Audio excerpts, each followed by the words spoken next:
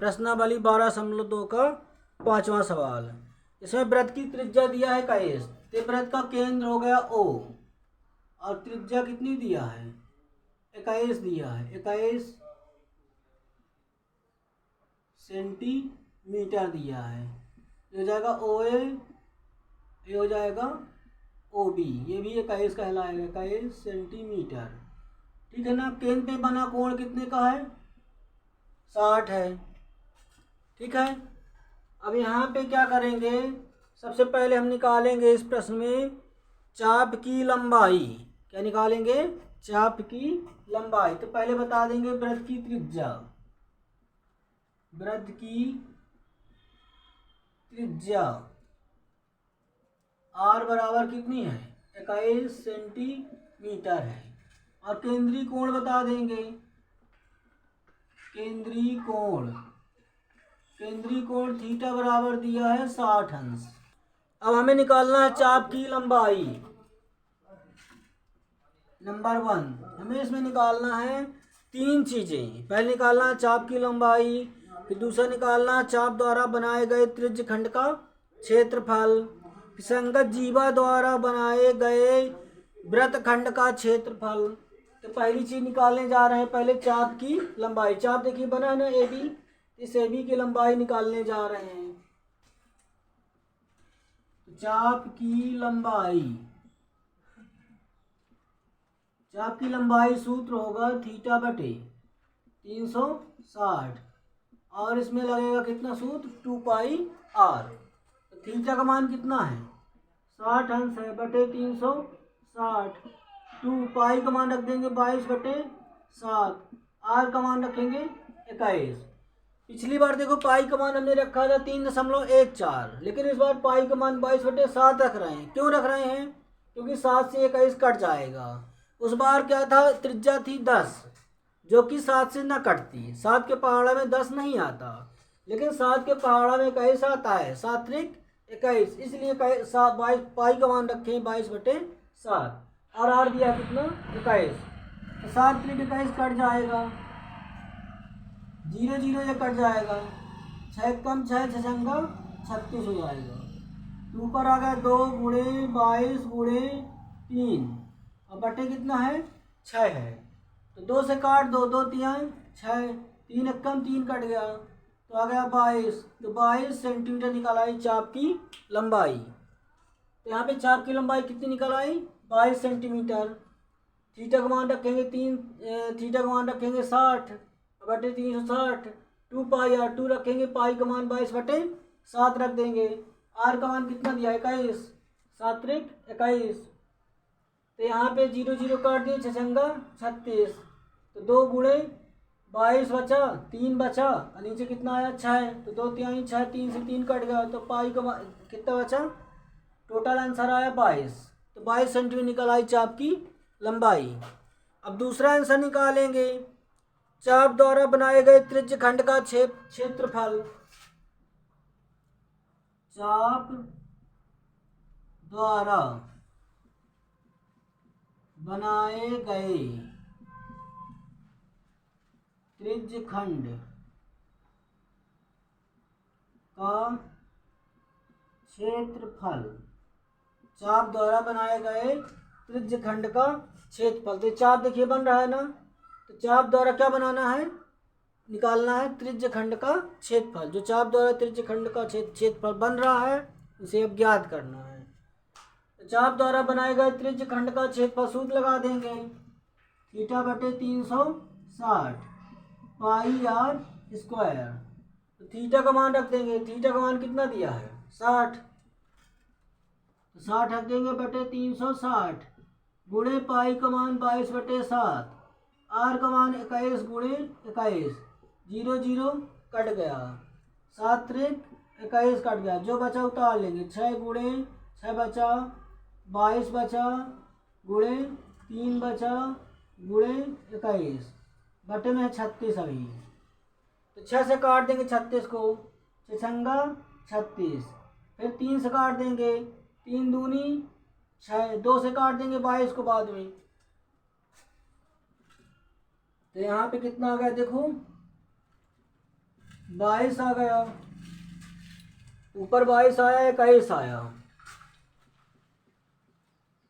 बटे में क्या बचा, सिर्फ 2 बचा है, तो 2 लिखेंगे, 2 से काट देंगे 22 को, 2 एक कम 2, 2 एक कम 2, 2 एक कम 2, 11 आ गया, तो 11 गुणे 21, तो 11 का नम 11, हासिलाई 1, 11 दूनी 22, 1 जोड़ देंगे तो 23 हो जाएगा। कितना आ गया, सेंटीमीटर स्क्वायर। ये निकाला है त्रिज्य खंड का क्षेत्रफल। अब तीसरी चीज निकालेंगे, संगत जीवा द्वारा बनाए गए वृत्तखंड का क्षेत्रफल। तो जीवा देखो ये बन रही है, चाप की लंबाई ए बी थी, तो ए और बी को मिला दिए सीधी रेखा एकदम, तो जीवा बन गई। तो जीवा क्या बना रही है, नीचे बना रही है वृत्तखंड।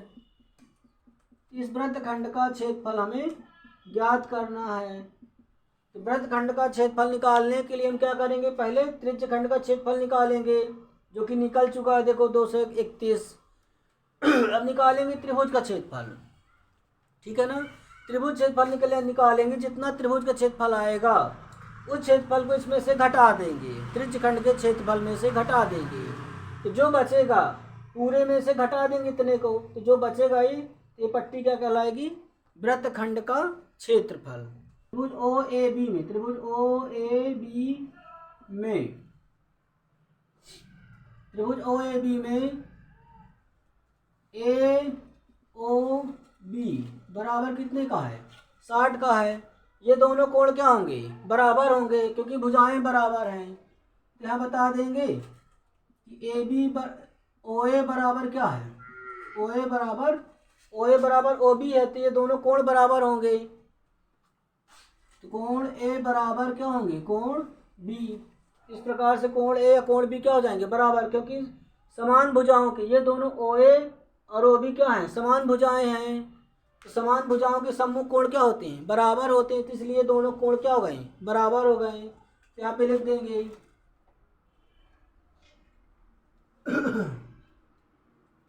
यहाँ लिख देंगे, चूंकि समान भुजाओं के सम्मुख कोण बराबर होते हैं। यहाँ पे लिख देंगे किसी त्रिभुज में,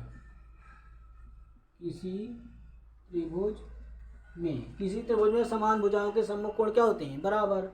तो ये कोण ए बी बराबर हो जाएंगे, क्योंकि भुजाएं समान है ओ ए ओ बी। तो त्रिभुज के तीनों कोणों का योग कितना होता है, 180 होगा। तो तीनों कोण को जोड़ देंगे, तो कोण ए ओ बी का मान दिया है 60, तो कोण ए ओ बी, और प्लस कर देंगे कोण ए प्लस कोण बी कर देंगे, कोण ए प्लस कोण बी। तीनों का कोण कितना होगा, तीनों कोणों का योग कितना होगा, 180 होगा। इसका मान दिया है 60, प्लस कोण ए प्लस कोण ए कर देंगे, क्योंकि बी किसके बराबर, कोण बी ए के बराबर है, तो बी की जगह में ए कर देंगे, बराबर 180। तो यहाँ पे कोण ए जोड़ेंगे तो 2 कोण ए हो जाएगा, इसको पक्षांतर कर देंगे तो 180 माइनस 60, 2 कोण ए बराबर घटा देंगे तो 120, 2 से काट देंगे 120 को तो 60 आ गया। तो कोण ए निकाला है कितने का, कोण ए निकाला है 60 का।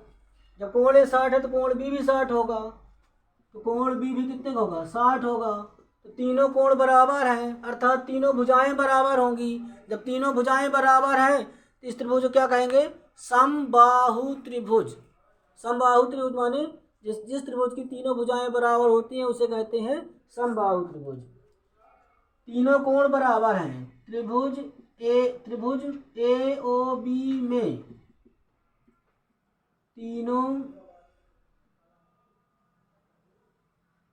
तीनों कोण बराबर हैं,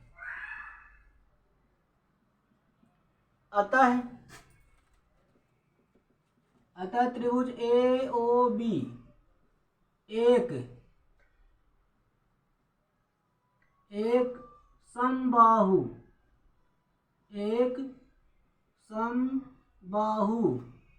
त्रिभुज है।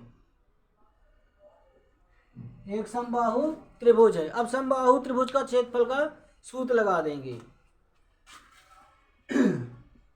समबाहु त्रिभुज ए ओ बी का क्षेत्रफल।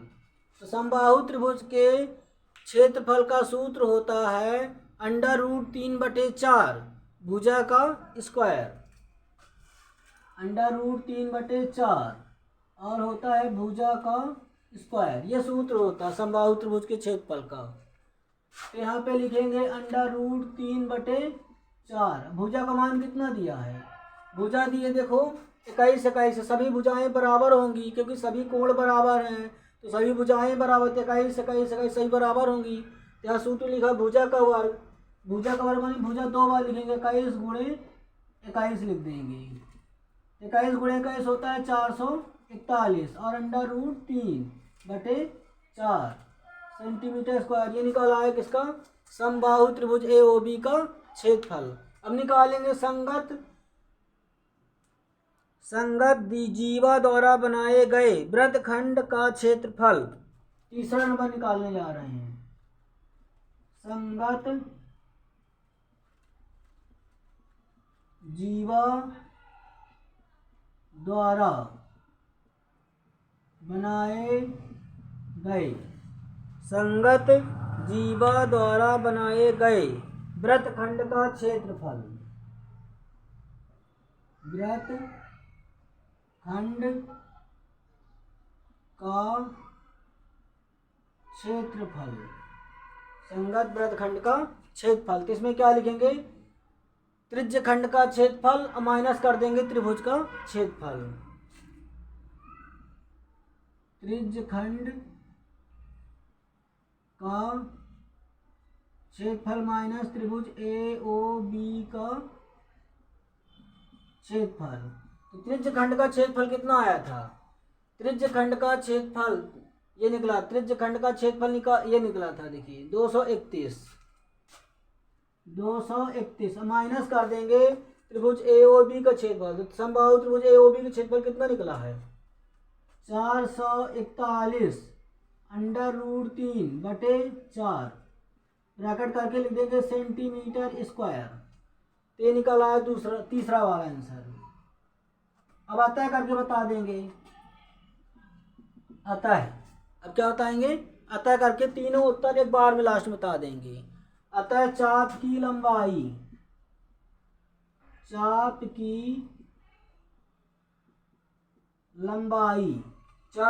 कितना निकला था? 22 सेंटीमीटर। तो बता देंगे 22 सेंटीमीटर चाप की लंबाई।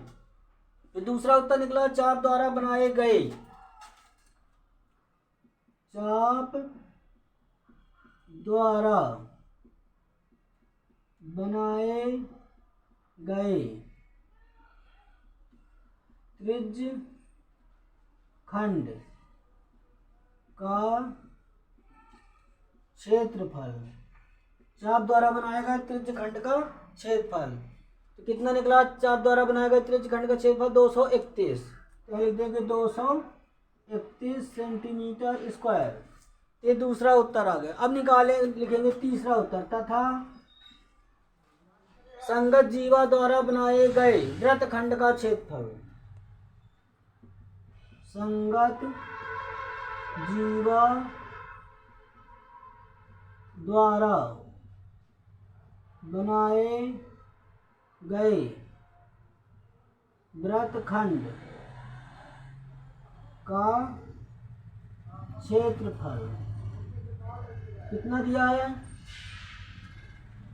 यहाँ पे लिख देते हैं वृत्तखंड का क्षेत्रफल 200 कितना आया है?